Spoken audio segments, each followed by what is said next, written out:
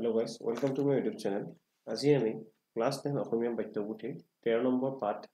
কানাই চাতুৰী অৰ্থাৎ প্ৰাচীন সাহিত্য যিসকলে লৈছে তেওঁলোকৰ বাবে এইটো ভিডিঅ' হ'ব। কানাই চাতুৰী আমাৰ ইয়াৰ কবি হৈছে শ্ৰীধৰ কন্দলী। একদিনা প্ৰতি ভকত বৎসল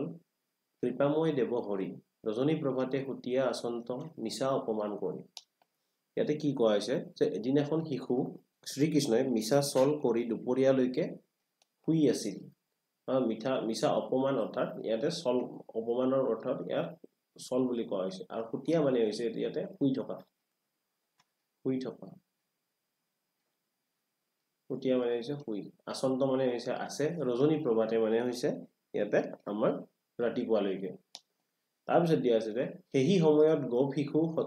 শিশু যত আছিবলে যশোদাক খেৰি খেলাইবাক লাগাই সুন্দৰী সত্যৰ কৃষ্ণক দাক। অৰ্থাৎ সেই সময়তে গোপ শিশুসকলে যিমানবোৰ গোপ শিশু আছিলে তেওঁলোকে আহি কাক কয়, যশোদাক কয় যে খেল খেলিবলৈ কৃষ্ণক মাতে। তাৰপিছত দিয়া আছে যে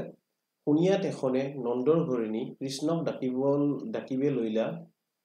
সেই শুনি আমাৰ নন্দৰ ঘৰিণী অৰ্থাৎ আমাৰ যশোদাই কৃষ্ণক মাতিবলৈ ধৰিলে। তাৰপিছত দিয়া আছে এত নিদ্ৰাকৰ কিশোৰ ভাগৰ আদিত্য উদয় ভৈল অৰ্থাৎ ৰাতিপুৱালে ইমান নিদ্ৰা কিহৰ, অৰ্থাৎ ইয়াতে যশোদাই কৃষ্ণক কৈছে যে ইমান নিদ্ৰা কিয় অৰ্থাৎ কিহৰ ভাগৰ, যে আদিত্য উদয় ভৈল অৰ্থাৎ ৰাতিপুৱালৈকে শুই আছা। উঠিও কৃষ্ণ হাৰলি বপাই ৰোগ তাপ তেজি মনে অৰ্থাৎ খং তাপ ত্যাগ কৰি আমাৰ কোনে উঠিলে, শ্ৰীকৃষ্ণ উঠিলে। তাৰপিছত দিয়া আছে যে পুহাইল ৰজনী উঠা যদুমণি বুলি ডাকে শিশুগণে। কোনে ডাকিছে অৰ্থাৎ কোনে মাতিছে, আমাৰ শিশুগণে মাতিছে। কাক মাতিছে, শ্ৰীকৃষ্ণক মাতিছে যে উঠা যদুমণি পুহাইল ৰজনী। তাৰপিছত দিয়া আছে যশোদাৰ বাণী শুনি চক্ৰপাণী বলন্ত নামত মাৱ। তাৰপিছত দিয়া আছে যে যশোদাৰ বাণী শুনি চক্ৰপাণী বলন্ত নমতা মাৱ তোহৰ আটাই গোপাই বলন্ত নোজোৰাই মোৰ গাঁও। অৰ্থাৎ ইয়াতে কোৱা হৈছে যে যশোদাৰ ঘৰত আহি যিমানবোৰ কষ্ট ভোগ কৰিবলগীয়া হৈছে শ্ৰীকৃষ্ণই, সেইবোৰ তেওঁৰ প্ৰাণে নহা হৈছে। তাৰপিছত কোৱা আছে দিন 4-5 নুঠিব ৰাখাইব নাযাইব গৰক্ষ স্থানে। অৰ্থাৎ 4-5 দিন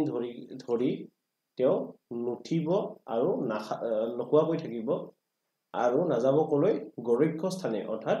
গৰু ৰখীয়া যিবোৰ স্থান অৰ্থাৎ গোস্থান সেইবোৰ তেওঁ নাযাব। দুৰ্যোগ কলংক দুখ সোমৰন্তে নহহে মোৰ পৰাণে অৰ্থাৎ তেওঁ সহিব নোৱাৰে। মই নাৰায়ণ জগতৰ কাৰণ তুমি গোৱালৰ জীৱ। অৰ্থাৎ মই নাৰায়ণ জগতৰ কাৰণ অৰ্থাৎ তেওঁ জগতৰ পতি আৰু তুমি গোৱালৰ জীৱ অৰ্থাৎ গৰখীয়াৰ জীয়ৰী। তাৰপিছত দিয়া আছে যে তথাপি তোহাক দেখন্তে দৰত উৰি যায় মোৰ জীৱ। অৰ্থাৎ তথাপি তোমালোকক দেখি ভয়ত মোৰ কি উৰি যায় মোৰ জীৱ। অৰ্থাৎ এই জীৱটো হৈছে ইয়াতে বুজাইছে জীয়ৰী আৰু এই জীৱটোৰ ঠাইত আমাক বুজাইছে যে প্ৰাণ অৰ্থাৎ জীৱৰ প্ৰাণ, যিটো জীৱ বুলি কওঁ আমি সেইটো। য'ত খাও দাও তাতো শুকাই যাও নাহি মোৰ উদ্গতি। অৰ্থাৎ য'ত খাও আৰু খাও তাতো শুকাই যাও অৰ্থাৎ নাইকিয়া হৈ যাও। নাহি মোৰ উদ্গতি অৰ্থাৎ মোৰ কোনো উদ্গতি নাই। হাত মুষ্টি যেন কংকাল খানি যে বান্ধত ছিগিল অতি। অৰ্থাৎ তেওঁ যিমান খালেও তেওঁৰ শ্ৰীবৃদ্ধি নহয়। নিজ ৰূপে মই অনন্ত ব্ৰহ্মাণ্ড সৃজি আছো লীলা কৰি। অৰ্থাৎ নিজ ৰূপে মই অনন্ত ব্ৰহ্মাণ্ড অৰ্থাৎ তেওঁ নিজকে কৈছে যে মই নিজ ৰূপে মই অনন্ত ব্ৰহ্মাণ্ড অৰ্থাৎ গোটেই ব্ৰহ্মাণ্ডখন সৃজি আছো লীলা কৰি। অৰ্থাৎ লীলাৰ মায়াৰ বান্ধনেৰে এই গোটেই ব্ৰহ্মাণ্ডখন সৃজি আছে। সমস্ত জগতে প্ৰতিপাল কৰি আত্মাৰূপে আছো ধৰি। অৰ্থাৎ সমস্ত জগতখনক তেওঁ প্ৰতিপাল কৰি অৰ্থাৎ পোহপাল কৰি আত্মাৰূপে ধৰি আছে ধৰি। ব্ৰহ্মা আদি কৰি যত চৰাচৰ মোক সেৱা কৰি যায়। অৰ্থাৎ ব্ৰহ্মা যিমানবোৰ আৰু ভগৱান আছে তেওঁলোকে তেওঁক কি কৰি যায় সেৱা কৰি যায়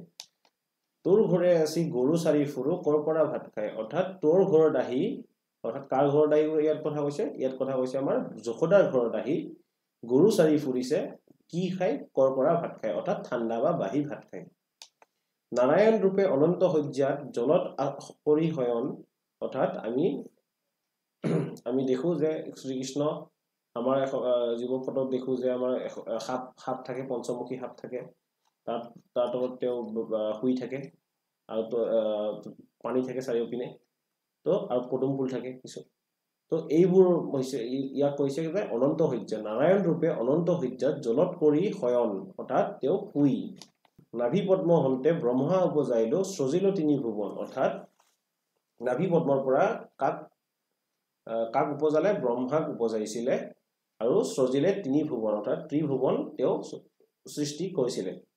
বেদক পঢ়াইলো তত্ত্বজ্ঞান কৈলো অজ্ঞান কৰিলো দূৰ অৰ্থাৎ বেদ পঢ়ালে তত্ত্বজ্ঞানো বলে আৰু কি কৰিলে অজ্ঞানতা দূৰ কৰিলে তোহৰ ঘৰত যতে ঐশ্বৰ্য সবে ভৈল মুখী মোৰ অৰ্থাৎ তোমাৰ ঘৰত যিবোৰ ঐশ্বৰ্য আছে সেইবোৰ গোটেইবোৰ ভোগ কৰিলো অৰ্থাৎ নাইকিয়া কৰিলো তাৰপিছত দিয়া আছে অসুৰৰ ভয়ে পূৰ্বে দেৱগণে চিন্তিলে গয়া আমাক অৰ্থাৎ অসুৰৰ ভয়ত পূৰ্বে দেৱগণে কি কৰিলে চিন্তিলে গয়া আমাক অৰ্থাৎ ভগৱানক চিন্তিলে অৰ্থাৎ আৰাধনা কৰিলে অসুৰৰ ভয়ত কোনে দেৱগণে চতুৰ্ভুজ ৰূপে আহি তাবক্ষণে অৰ্থাৎ তৎক্ষণাতে তেওঁ চতুৰ্ভুজ ৰূপত আহি দেখা দিল তাসম্বাক অৰ্থাৎ তেওঁলোকক দেখা দিলে মোৰ ৰূপ দেখি চমক লাগিল ত্ৰিদশ পৰিল ঢলি অৰ্থাৎ মোৰ ৰূপ দেখি অৰ্থাৎ তেওঁৰ এই চতুৰ্ভুজ ৰূপ দেখি চমক লাগিল অৰ্থাৎ মানে হতভম্ব হল ত্ৰিদশ পৰিল ঢলি অৰ্থাৎ গোটেই ত্ৰিদশ আমাৰ ঢলি পৰিল আবে তুমি মোক বিগুটিয়া মাতা কলিয়া কলিয়া বুলি আৰু তুমি মোক বিগুটিয়া মাতা অৰ্থাৎ ঠাট্টা কৰা কলিয়া কলিয়া বুলি অৰ্থাৎ শ্যাম বৰণীয়া বা কলিয়া বুলি তেওঁ ঠাট্টা কৰে মোহিনী স্বৰূপে অমৃত পিয়াইলো সাধিলো দেৱৰ কাম অৰ্থাৎ মোহিনী ৰূপত তেওঁ কি কৰিলে অমৃত পান কৰিছিলে আৰু দেৱগণৰ উন্নতি সাধন কৰিছিল তোমাৰ ঘৰে আসি বৰ যশ পাইলো লৈলো দধিচৰ নাম তোমালোকৰ ঘৰত আহি বৰ যশ পাইলো অৰ্থাৎ অপমান পালে কি পালে যে দধিচৰ নাম পাই গল কপিল স্বৰূপে কৰ্দমৰ ঘৰে হুয়াময় অৱতাৰ অৰ্থাৎ কপিল স্বৰূপে তেওঁ কি ক'ত গৈছিল কৰ্দমৰ ঘৰত গৈছিল হুয়াময় অৱতাৰ মানে এই অৱতাৰ ধাৰণ কৰি তেওঁ কৰ্দমৰ ঘৰত গৈছিল দেৱহূতি নামে মাতৃক তাৰিলো কহিয়া তত্ত্ব বিচাৰ অৰ্থাৎ দেৱহূতি নামে তেওঁ কি কৰিলে মাতৃক তাৰিলে কহিয়া তত্ত্ব বিচাৰ অৰ্থাৎ কি কৰি তত্ত্ব বিচাৰ কৰিলে বামন স্বৰূপে বলিক চলিলো অৰ্থাৎ বামন মানে ইয়াত পূজাৰী বুলি কোৱা নাই ইয়াত পূজাৰী নহয় এই বামন মানে হৈছে আমাৰ বাওনা যিবোৰ হয় চুটি তেওঁলোকক কোৱা হৈছে বামন তো বামন স্বৰূপে বলিক চলিলো অৰ্থাৎ চল কৰিলে বলিৰ লগত বিশ্বৰূপ দৰ্শাইলো অৰ্থাৎ বিশ্বৰূপ দেখালে চৰণৰ নখে কটা ফুটাইলো গংগাক আনি নমাইলো অৰ্থাৎ চৰণৰ নখে অৰ্থাৎ ভৰিৰ নখেৰে কটা ফুটাইলো আৰু গংগাক কি কৰিলে নমাই আনিলে কৰ পৰা তলৰ পৰা মাটিৰ তলৰ পৰা হেহি পদজলে শিৰত ধৰিল মহেক বাটত পায় হেহি পদজল শিৰত ধৰিল মহেক বাটত পায় অৰ্থাৎ মহেক মানে হৈছে আমাৰ শিৱ শিৰত ধৰিল অৰ্থাৎ আমি গম পাওঁ যে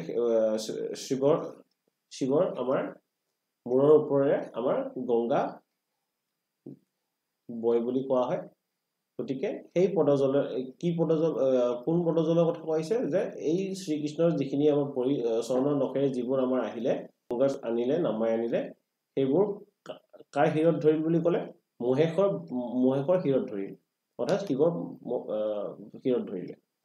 আবে তুমি মোক বিগুটিয়া মাতা দিয়া মাটি খোৱা দাই অৰ্থাৎ ঠাট্টা কৰা দিয়া কি বুলি মাটি খোৱা দাই দিয়ে অৰ্থাৎ দোষ দিয়ে আন যত মোৰ মহিমা আছয় কহিবাক লাগে কিক আৰু মোৰ যিমান মহিমা আছে সেইবোৰ কি কম মই হেন পুত্ৰক মাও বোলাইবাক তোহৰ আচক ধিক অৰ্থাৎ মোৰ ইমানবোৰ মহিমা দেখাৰ পিছতো তোমাৰ মনত আক্ৰোশ শেষ হোৱা নাই ঠিক মানে হৈছে আক্ৰোশ তাৰপিছত দিয়া আছে কিছু কিছু কৰি দেখিয়া আছাহা তথাপি কৰা আক্ৰোশ অলপ অলপকৈ দেখি আছা অৰ্থাৎ চাই আছা তথাপি কৰা আক্ৰোশ অৰ্থাৎ খং বা এক খনিটিকে সুৰুটি উৰাইব নাথাকক মোৰ দোষ কাঠবাজি বুলি জগতে হাসৈ দেখিলে কুমৰে হৰি কাঠবাজি বুলি খাহে আমাৰ যশোদা খাহে কিয়নো তেওঁৰ পুত্ৰ নাছিল মই আছি তোৰ ঘৰে পুত্ৰ ভৈল সিটো দুখ দূৰ কৰি অৰ্থাৎ শ্ৰীকৃষ্ণ আহি আমাৰ ক'ত আহিলে যশোদাৰ ঘৰত আহি পুত্ৰ হিচাপে আহি সেই দুখটো নাইকিয়া কৰিলে তথাপি আমাৰ স্নেহ নাজানক নকৰ মত বিশ্বাস আগে আছিল তেনয় কৰিব দিন চাৰিবাত চাহ অৰ্থাৎ ইমানবোৰ তেওঁ কৰাৰ পিছতো যশোদাৰ বাবে তেওঁ কৰাৰ পিছতো তথাপিও তেওঁ কি নকৰে স্নেহ নকৰে আৰু নকৰে কি বিশ্বাস তাৰপিছত দিয়া আছে মোহৰ মুখতো লাজ লাগে বৰ তহৰ গুণ কহন্তে দুই উঠ ফাটি তেজ বৈ যায় বাখৰ বাংশী বজান্তে মোৰ মুখত বৰ লাজ লাগে তোমালোকৰ গুণ কহতে বা গুণ গাই দুই উঠ ফাটি তেজ বৈ যায় বাখৰ বাঁশী বজাওঁতে বংশী বজাওঁতে অৰ্থাৎ দুই উঠ ফাটি তেজ বৈ যায় কি বজাওঁতে বাঁহৰ বাঁহী বজাওঁতে ছয়ৰতি সোণাৰ বংশী গৰাই নেদ ৰাজ পাতেশ্বৰী হুই গাঁততে পটতে পেটাৰী বান্ধোতে ধনত লাগিব জুই কি কোৱা হৈছে ইয়াতে যে ৰাজ পাতেশ্বৰী হৈও তেওঁ ছয়ৰতি সোণৰ বংশী গৰাই নেদ অৰ্থাৎ ৰাজ পাতেশ্বৰী হৈও তেওঁ ছয়ৰতি সোণৰ বংশী অৰ্থাৎ বাঁহী গৰাই নিদিয়ে গাঁততে পটতে পেটৰী বান্ধোতে ধনত লাগিব জুই অৰ্থাৎ গাঁততে পটতে অৰ্থাৎ লুকাই চুৰাই ৰাখোতে সাঁচি ৰাখোতে তেওঁ কি হ'ব বুলি কৈছে ধনত লাগিব জুই গৰু জাক লাগি অন্ন দি পঠাস সিও হবে এক মুঠি একগ্ৰাস খাইলেও আউৰ গ্ৰাস নাতে যাও আধা পেটি উঠি অৰ্থাৎ গৰু জাক লৈ যাওঁতে তেওঁক অন্ন দি পঠিয়াই সেইটোও হয় মাত্ৰ এক মুঠি এগৰা খালে আন এগৰা নাতে যাও আধা পেটে উঠি অৰ্থাৎ এগৰা খালে আন এগৰা নাতে যাও আধা পেটে উঠি অৰ্থাৎ আধা পেটে উঠি আহে গৰুৱা গৰণতে ধাতু যায় মোৰ কণ্টক বনত বিন্ধি চৌপৰ দিনতে লৌৰীয়া ফুৰু নতুৱা টানক পিন্ধি অৰ্থাৎ গৰুৱা গৰণতে তেওঁ ধাতু যায় মোৰ অৰ্থাৎ তেওঁৰ জীৱ নাইকিয়া হয় চৌপৰ দিনতে লৌৰীয়া ফুৰু মানে ঘূৰি ফুৰে নতুৱা টনাক পিন্ধি অৰ্থাৎ চুটি বস্ত্ৰ পিন্ধি কাপোৰ পিন্ধি কুটকুৰা চুলি পৰে গৰু ধূলি কুকুৰা যায় গোটা গুটি কৰি জটা বন্ধিলে তৈল মাথে দেখা নাই অৰ্থাৎ গৰু চৰাওঁতে তেওঁৰ কেঁকোৰা চুলিত যত বান্ধি যায় আৰু কি কৈছে কিমান দিন যে তেওঁ মূৰত তেল দেখা নাপায় সেইটো কথা ইয়াতে কোৱা হৈছে তাৰপিছত দিয়া আছে কথা কহন্তে ক্ৰন্দন আশয় যত অপমান পাওঁ যেৱে হওঁ মই সি বাপৰ পুত তোক তেৱে কন্দুৱাই অৰ্থাৎ কথা কহন্তে তেওঁৰ ক্ৰন্দন আশয় অৰ্থাৎ তেওঁ কান্দি দিয়ে কথা কওঁতে তেওঁ মানে তেওঁৰ অপমানৰ কথা কওঁতে তেওঁৰ কান্দন ওলাই যেৱে হওঁ মই যিয়ে নহওঁ মই মোৰ বাপৰ পুত মানে অৰ্থাৎ বাপেকৰ পুতেক তোক তেৱে কন্দুৱাই অৰ্থাৎ যিয়ে আহে তেওঁক সিয়ে কন্দুৱাই অৰ্থাৎ চবে সকলোৱে অপমান কৰে অৰ্থাৎ ঠাট্টাই টিঙি কৰে কংস মামা মোৰ সাৰথি আছয় আমাক নিবি মতাই ইটো অপমান সকলে খুজিব মথুৰা পুৰীক যায় অৰ্থাৎ কংস মামা মোৰ সাৰথি আছে অৰ্থাৎ কংস মামা মোৰ সাৰথি আমাক নিবি মতাই অৰ্থাৎ আমাক মতাই কেনে লৈ যাবি এইটো অপমান সকলে খুজিব মথুৰা পুৰীক যায় এইটো অপমান যিবোৰ অপমান হৈ আছে তেওঁৰ লগত তেওঁক দিছে সেইবোৰ খুজিব ক'ত যায় মথুৰা পুৰীত যায় তাৰপিছত কোৱা আছে যে দৈবকীয়াইত মোৰ ঘৰ বুলি থাকিবা তাহান পাখ আমাক দেখিবে লাগিয়া তহাৰ হইব বৰ হাবিয়া অৰ্থাৎ দৈবকী আই মোৰ ঘৰ বুলি মোৰ ঘৰ দেখিবে লাগিয়া তহাৰ হইব বৰ হাবিয়া অৰ্থাৎ যেতিয়া তেওঁ মথুৰাপুৰীত যাব তেতিয়া সকলোৱে বৰ হাবিয়া শুভ কৃষ্ণৰ বচন শুনি যশোদা পুনৰ মাতে পাখ চাপি হাবিয়াস মোৰ মাথা খাস নাকান্দিবা মোৰ বাপি অৰ্থাৎ শ্ৰীকৃষ্ণৰ এইবোৰ কথা শুনিয়া যশোদা কাষ চাপি আহে আৰু হাবিয়াস মোৰ মাথা খাস অৰ্থাৎ এই হাবিয়া শুনি তেওঁৰ মাথা নষ্ট কৰে নাকান্দিবা মোৰ বাপি অৰ্থাৎ মোৰ বাপু মই অভাগীৰ ইবাৰ দশক মূৰ্খীয় বনমালী অৰ্থাৎ এইবোৰ দোষ ক্ষমা কৰক আনকাল যদি দোষ দেখা মোৰ পাৰিবাহাক মোক গালি আৰু যদি মোৰ এনেকুৱা দোষ দেখা তেতিয়া মোক গালি পাৰিবা মাৱৰ কৰুণ্য বচন শুনিয়া সন্তোষিত ভৈল মন অৰ্থাৎ মাকৰ কৰুণ্য বচন শুনিয়া অৰ্থাৎ কৰুণ্য কথা শুনি কান্দনৰ কথা শুনি সন্তোষিত ভৈল মন অৰ্থাৎ মনত শান্তি পালে একেদেৱে গৈলা কলাত চাৰিয়া পিবাক লাগি স্তন অৰ্থাৎ একেদেৱে কলাত গৈ উঠিলে কিহৰ বাবে স্তনপান অৰ্থাৎ দুগ্ধপান কৰিবলৈ কলাত উঠিলে তাৰপিছত দিয়া আছে যে পৰম আনন্দে থাকিবন্ত কৃষ্ণ চাৰুদন্ত দৰখাই ব্ৰহ্মাণ্ড সুখে থাকিলা যশোদা কৃষ্ণৰ অৰ্থাৎ যশোদায়ো কৃষ্ণৰ মুখলৈ চাই পৰম শান্তি লাভ কৰিলে এতিয়া ইয়াতে দিয়া আছে কবি পৰিচয় ইয়াৰে কিছুমান শব্দৰ অৰ্থ মোৰো মাজে মাজে কেতিয়াবা ওলোটা লাগে গতিকে কিবা যদি ভুল ভ্ৰান্তি হয় তোমালোকে অকমান চাই ল'বা আৰু যদি বুজি পোৱা তেতিয়াহ'লে ভাল লাগিব আৰু যদি নাই পোৱা তেতিয়াহ'লে মোক কমেণ্ট বক্সত ক'বা যে বুজি নাই পোৱা তেতিয়াহ'লে মই আৰু এবাৰ ভালকৈ শুৱলা হিচাপত মই লৈ আহিবলৈ চেষ্টা কৰিম তথাপিও মই যিখিনি পাৰোঁ মোৰ সাধ্যত মই সেইখিনি ইয়াতে মই তোমালোকৰ বাবে লৈ আহিছোঁ গতিকে কিবা ভুল ভ্ৰান্তি হ'লে যাতে ক্ষমা কৰি দিয়ে এতিয়া আহিছে কবি পৰিচয় শ্ৰীধৰ কন্দলী মহাপুৰুষ শংকৰদেৱৰ পৰৱৰ্তী কালৰ কবি অৰ্থাৎ শ্ৰীধৰ কন্দলী আমাৰ মহাপুৰুষ শংকৰদেৱৰ যিটো পৰৱৰ্তী কাল সেই কালটোৰ কবি এওঁৰ কাব্যত বৈষ্ণৱ ধৰ্মৰ প্ৰভাৱ সুস্পষ্ট অৰ্থাৎ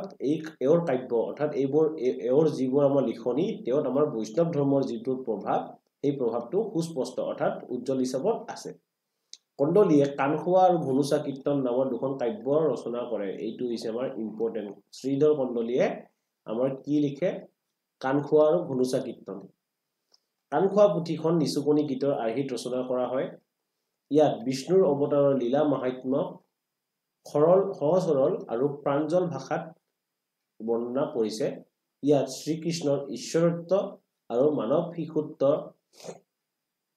ভাৱ কবিয়ে সুন্দৰভাৱে ফুটাই তুলিছে পুথিখন দুটা ভাগত ভাগ কৰিব পাৰি প্ৰথম অংশত কাণখোৱাৰ কথা শুনি ভয়ত টোপনি যোৱা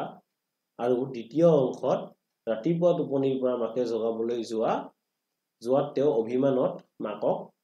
কোৱা নানান কথাৰ বিষয়ে বৰ্ণনা কৰা হৈছে অৰ্থাৎ আমাৰ এই যে ইয়াতে দিছে যে কাণখোৱা পুথিখনত এইটো আমাৰ ইম্পৰ্টেণ্ট হ'ব যে প্ৰথম খণ্ডত কি আছে আৰু দ্বিতীয় খণ্ডত কি আছে গতিকে এইখিনি মুখস্থ কৰি ল'ব যাতে মনত থাকে আপোনালোকক পাহৰি নাযায় তাৰপিছত ইয়াতে দি আছে পাঠবোধ এই পাঠত উদ্ধৃত পাঠটি কাণখোৱা পুথিৰ দ্বিতীয় অংশৰ পৰা কিছু অংশ বাদ দি তুলি দিয়া হৈছে অৰ্থাৎ এইটো কমপ্লিট দ্বিতীয় পাঠটো নাই ইয়াতে কেৱল কিছুমানহে ইয়াতে দিয়া আছে কিছু অংশ বাদ দি কেনে বাকীখিনি দিয়া হৈছে ইয়াতে পাঠটিত শ্ৰীকৃষ্ণৰ ঈশ্বৰত্ব পৰিৱৰ্তে সাধাৰণ অভিমানেৰে ভৰা মানৱ শিশুৰ এটি চিত্ৰ বৰ্ণিত হৈছে যিয়ে পৰতাক নিজৰ স্বৰূপৰ লগত একীভূত হৈ পৰাত অৰিহণা যোগাইছে ইয়াত শ্ৰীকৃষ্ণৰ মানৱীয় ৰূপ প্ৰকট হৈ উঠাৰ ফলত ছাত্ৰ ছাত্ৰীসকলে তেওঁৰ ঐশ্বৰিক দিশটো পাহৰি নিজৰ কৰ্মৰাজিৰ লগত সাদৃশ্য উপলব্ধি কৰি আনন্দ পোৱাটোৱে পাঠটিৰ গুৰুত্ব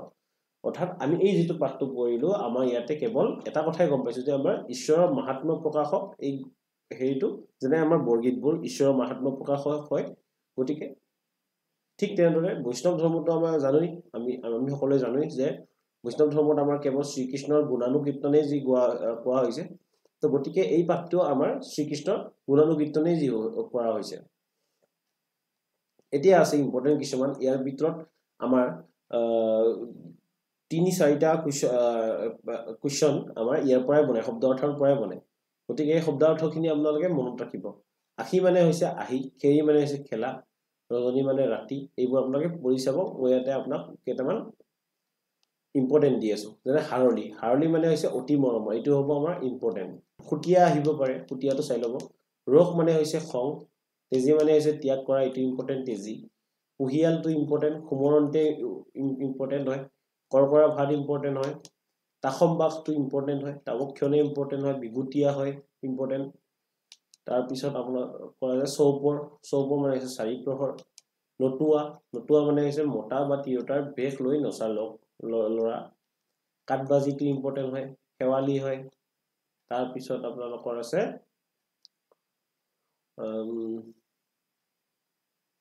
ইয়াতে বাপি মানে বাপিটো ইম্পৰ্টেণ্ট আছে। বাপি মানে হৈছে বপাই। তো এইবোৰ ইয়াতে ইম্পৰ্টেণ্ট আছে। এইবোৰ আপোনালোকে চাই ল'ব এবাৰ গোটেই পাঠটি যাতে ভালকে যাতে মুখস্থ হয় সেইটো আপোনালোকে ট্ৰাই কৰিব যিমানখিনি পাৰে। কিয়নো প্ৰাচীন সাহিত্য নাম্বাৰ উঠোৱাটো একদম সহজ হয়। আপোনালোকে কেৱল পাঠটি খালি যাতে আপোনালোকৰ মুখস্থ হৈ থাকে সেইটোৰ ওপৰত আপোনালোকে ধ্যান দিব। বাকী আপোনালোকৰ গোটেইবোৰ আপোনালোকৰ ক্লিয়াৰ হৈ যাব। যেনে ইয়াতে আছে আপোনাৰ তথাপি তোহাক দেশন্ত দৰ্দ, এইটো মই বুজাই দিলোঁ। আৰু মই এটা কথা আগতে কৈ আহিছোঁ যে যিকোনো আপোনাৰ প্ৰসংগ সংগতিয়ে হওক বা মূলভাৱেই হওক বা ব্যাখ্যাই হওক বা যিয়ে হওক, আপোনালোকে প্ৰত্যেকটো পাঠৰ মূল কথাখিনি কি বুজাইছে সেইখিনি মনত ৰাখিব। যদি সেইখিনি আপোনালোকৰ মনত আছে বা তোমালোকৰ মনত আছে, তেতিয়াহ'লে তুমি এই ধৰি লওক মোহিনী স্বৰূপে অমৃত পিয়াইলো সাধিলো দেৱৰ কাম, এইখিনি কথাকে তুমি তোমাৰ অলপ হ'লেওতো এইখিনি পঢ়ি চালে যে এবাৰ হ'লেও এটা আইডিয়া আহি যায় থুলমূল হিচাপে। তো সেইটোৰ ওপৰত সেইখিনিৰ পৰাই আমি ইয়াৰ পেৰাগ্ৰাফটো আৰম্ভ কৰি কেনে গোটেইখিনি আমি ব্যাখ্যাটো লিখি দিব পাৰোঁ। তো নিজৰ ফালৰ পৰা সদায় ট্ৰাই কৰিবা যে যিমান পাৰা নিজে মুখস্থটোতকৈ বেছি গুৰুত্ব দিবা তোমালোকে কিমান নিজে বনাই লিখিব পৰা। আৰু নিশ্চয় ভাল হ'ব তোমালোকৰ পৰীক্ষা, যিহেতু বেছি দিন নাই পৰীক্ষা। মই যিমান পাৰোঁ তোমালোকক কমন দিবলৈ চেষ্টা কৰি আছোঁ। এখন মই মক টেষ্ট হিচাপত লৈ আহিম এছামিছ আৰু ছ'চিয়েলত। গতিকে যিমান জলদি পাৰোঁ ময়ো ভাল লাগিব তোমালোকক দিলে বস্তুখন। গতিকে ষ্টে টিউন, সেইটো অহালৈকে। আজিলৈ এইখিনিয়ে আছিল। চ' সকলোৱে ভালকৈ পঢ়া, একেদিন কষ্ট কৰা, আৰু এইকেইদিনৰ কষ্ট তোমালোকৰ কেইদিনমান পিছত এটা ভাল ফল আৰু ভাল ভৱিষ্যতৰ বাবে এইখিনি যথেষ্ট। চ' আজিলৈকে এইখিনিয়ে আছিল। Good night.